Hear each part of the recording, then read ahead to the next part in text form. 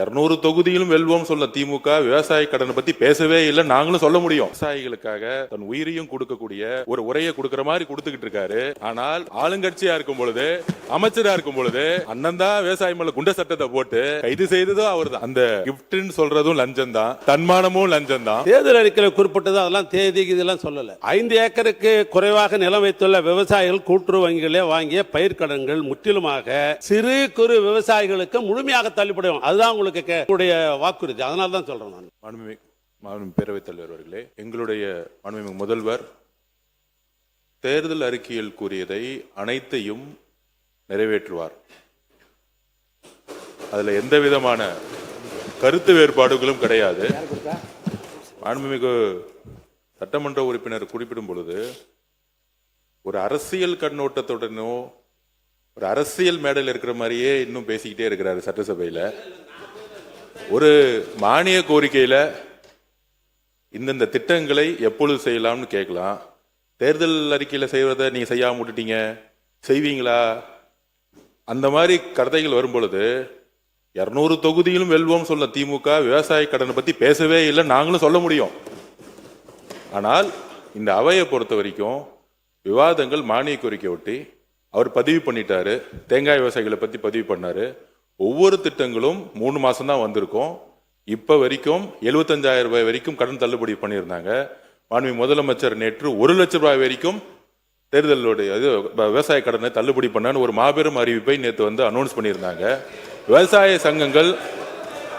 விவசாய சங்கங்கள் வந்து கோரிக்கை கொடுக்கும் பொழுது அவங்க சொன்னது 75,000 1 லட்சம் ரூபாய் வரைக்கும் மேல கொண்டு போய், முன்னாடி 35,000 இருந்துச்சு, அதை 75,000 ரூபாய் மாத்த, 1 லட்சம் ரூபாய் வரைக்கும் கடன் வாங்கினவங்க 75,000 ரூபாய் மாத்த சொல்லி 40,000 ரூபாயை நேற்று வந்து இன்க்ரீஸ் பண்ணி கொடுத்திருக்காங்க. படிப்படியாக எங்களுடைய தேர்தல் அறிக்கைகளை தேங்காய் விவசாயிகள் உட்பட எல்லா விதமான படிப்படியாக நாங்கள் நிறைவேற்றுவோம் என்கிறதை பதிவு செய்கிறோம். மாண்புமிகு பொதுப்பணித்துறை அமைச்சருடைய கவனத்துக்கு கொண்டு வர விரும்புகிறேன்.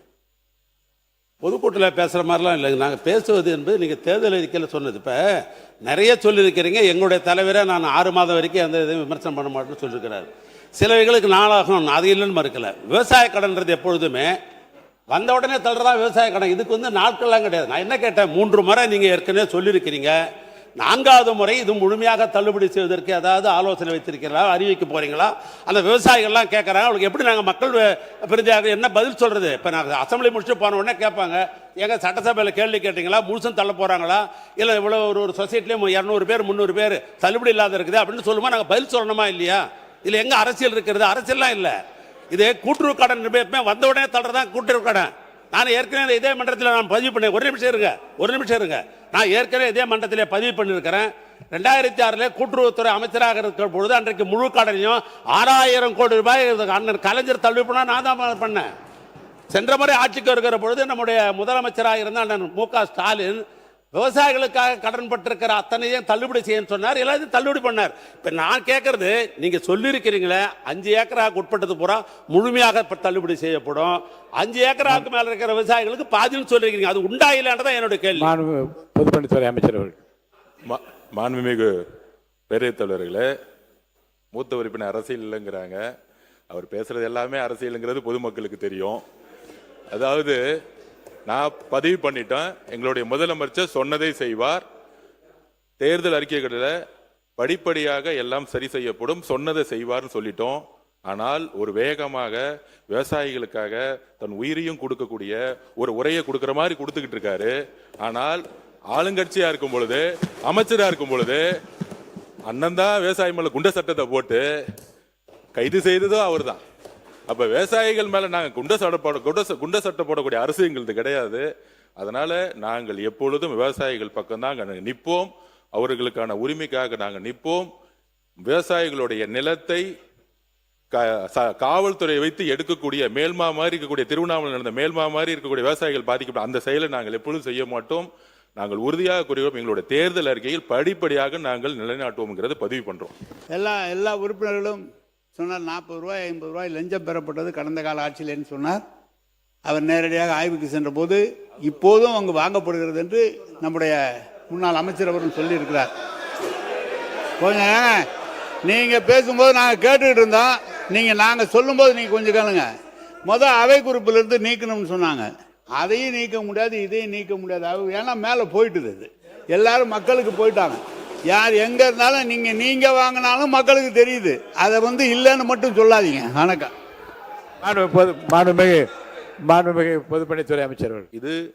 இது உண்மையான ஒரு நிகழ்வு தான். விவசாயிகள் கிட்ட இருந்து 40 ரூபாய் கொள்முதல் செய்யும் பொழுது வாங்கியது உண்மைதான். நம்ம பூண்டி கலைவாணன் கூட ஒரு பேட்டியிலே சொன்னார். அதை அப்ப பயங்கரமான விமர்சனங்கள்லாம் வந்துச்சு. இப்ப அவருக்கு பதிலுரையில அதுக்கான தீர்வு என்னன்னு கொடுக்க போறாரு. அதாவது இது எந்த அரசு கொண்டு வந்தது, யாரு செஞ்சாங்க, இவங்க பண்ணாங்களா? ஒரு நிமிஷம் நில்லுங்க. அவரு ஒரு நிமிஷம். அவரு இது அரசியல் மேடை அல்ல, விவசாயிகள். ஒரு நிமிஷம் அண்ணன் சீனியர்களுக்கு தெரியும். விவசாயிகள் இன்னைக்கு தினமும் சந்திக்கக்கூடிய பிரச்சனையை மாண்புமிகு அமைச்சர் சொல்லிட்டு இருக்காரு. ஒரு கட்சி வாங்கினாங்க, அது அரசியல் மேடையில் வச்சுக்கலாம். சட்டசபையில மரபு மீறி நாங்க பேசல. அதுக்கு தீர்வு இப்பயும் தொடர்கிறது. அதுக்கு தீர்வு என்ன செய்ய போனுங்கிறத அமைச்சர் சொல்லுவாரு. விவசாயிகள் கொண்டு போகிற நெல்லை வண்டியில் இருந்து, டிராக்டரில் இருந்து அவர்கள் தான் இறக்குகிறார்கள். அவர்கள்தான் இந்த நெல்லை தூத்துகிறார்கள். அவர்கள்தான் வெயிட்டு போட்டு பிடித்துக் கொள்கிறார்கள். அதற்கு விவசாயிகள் சன்மானமாக அவர்கள் கையில் இருப்பதை கொடுக்கிறார்கள். வீட்டில் இருந்து நீங்க நல்லா பார்க்கணும். வீட்டில் இருந்து பணத்தை மாற்றி, வங்கியில் இருந்து பணத்தை மாற்றி அதற்கு பின்னால் அவர்கள் கொண்டு போய் அவர்களுக்கு உதவியாக, சன்மானமாக, கிப்டாக அவர்கள் இதை கொடுக்கிறார்கள். இதுதான் நடப்பே தவிர இதை லஞ்சம் என்று அமைச்சர் சொல்வதை அவை குறிப்பிடுத்து நீக்க வேண்டும். மாண்புமிகு பொதுப்பணித்துறை அமைச்சர் அவர்கள். மாண்புமிகு பேரவைத் தலைவர்களே, அந்த கிஃப்ட்னு சொல்றதும் லஞ்சம் தான், தன்மானமும் லஞ்சம் தான். ஒரு பதிவு பண்றேன். விவசாயிகள் சங்கத்தோடைய நாங்க எல்லாரும் 8 பேரும் சந்திச்சோம். அது விளக்குறோம். நாங்க அவங்க சொன்னது என்னன்னா, கொள்முதல் செய்யக்கூடிய இடத்துல நபர்களுடைய, அண்ணன் சொன்னாரு, நபர்களுடைய பெயர், விலாசம் இதெல்லாம் சரியா இல்லைன்னு சொன்னாங்க. அதுல மெயினா ஊராட்சி பிரதிநிதிகளும் கட்சி சார்ந்தவர்கள், யார் அதிகாரம் மிக்கவர்களா இருக்காங்களோ கட்சி சார்ந்தவங்க கொள்முதல் இடத்துல இன்ஃப்ளூயன்ஸ் பண்றாங்க. அதை விவசாய சங்கங்கள் எல்லோரும் சொன்னாங்க. அது இந்த அவையில ஒரு கட்சின்னு சொன்னா சில பேர் ஒத்துக்க முடியாதுன்னு சொல்லுவாங்க. ஆனா இன்னைக்கு இருக்கக்கூடிய விவசாயிகளுடைய பிரச்சனை இது. இன்னைக்கு என்ன பிரச்சனைனா, அரசியல் தலையீடு கொள்முதல் நிலையங்கள்ல இருக்கு. அந்த கொள்முதல் நிலையங்கள்ல அரசியல் தலையிடாமல் எந்த கட்சி சாரு கூடாது. அது டிவிகேவோ, டிஎம்கேவோ, ஏடிஎம்கேவோ எந்த கட்சியும் இருக்கக்கூடாது. இதுதான் எங்களுடைய நிலைப்பாடு. எங்களுடைய முதலமைச்சர் கொள்முதல் நிலையங்கள்ல அரசியல் தலையீடு இல்லாமல் நேர்மையான முறையில் கொள்முதல் நடக்கணும்னு நினைக்கிறோம். இப்ப அண்ணன் சொன்ன மாதிரி 40 ரூபாய் 50 ரூபாயும் கூடிய சீக்கிரத்துல இருக்கக்கூடாதுங்கிறத எங்களோட நிலைப்பாடு. அதுக்கான தீர்வை அமைச்சர் சொல்லுவார்.